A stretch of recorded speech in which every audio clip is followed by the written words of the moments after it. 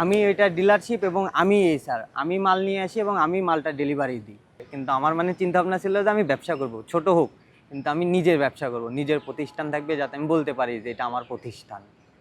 তো সেই ইয়েতে আমার মানে এই চিন্তা ভাবনা থেকে আমি ব্যবসাতে আসছি যে এখন আমার 2 টাকা ইনকাম হোক তাতেও কোনো সমস্যা নাই, লস হোক তাতেও সমস্যা নাই, কিন্তু 2 দিন পরে তো আমার 1 টাকা হলেও তো লাভ হবে, আমারটা ব্যবসা তো বড় হবে।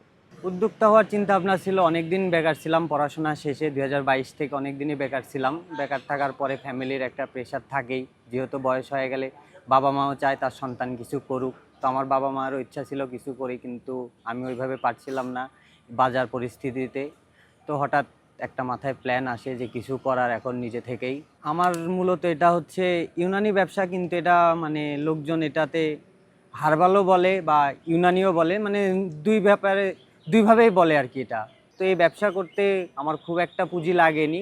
তখন আমি যখন শুরু করি তখন 50,000 টাকার মতন মাল ছিল। আমি এটা ডিলারশিপ এবং আমি স্যার আমি মাল নিয়ে আসি এবং আমি মালটা ডেলিভারি দিই। অনেকজনই বলতো যে তুই এসব পারবো না, এগুলা কি ব্যবসা, হারবালের ব্যবসা, কারণ তারা তার বুঝতো না যে এটা ইউনানি ব্যবসা। এরা সবাই ভাবতো হারবালি হয়তো গাছামো ওষুধ, তারা অনেক দিনই বলতো যে এইসব হবি না, এই সেই হ্যান ত্যান।